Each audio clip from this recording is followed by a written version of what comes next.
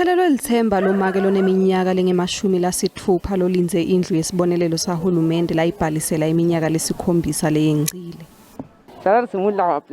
Ngabhalisela indlu nga-2014 kepha solo ngilinzile. Ingiphatha kabi kakhulu indlela lesiphila ngayo kulendzawo, nawe uyatibonela nje ukuthi kude la singaya khona uma imvula ina. Sengalahlekelwa nalitsemba. Tiphatsimandla tesifundza tithi bangu-33,000 bantfu lababhalisela tindlu kulesifundza kantsi neticelo tabo taphumelela ukuthi bangatfola tindlu kepha solo basatimele.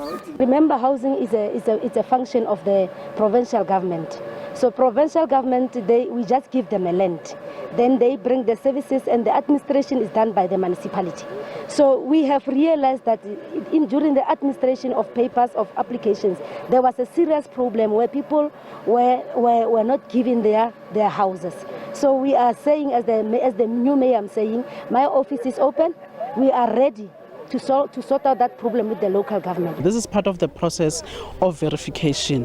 What is in the database that we have in terms of beneficiaries, because obviously it will tell who and where, as against what is happening on the ground. Leli tiko liphindze lathi lisahlolisisa laba labasolo bangakatitfoli tindlu tabo.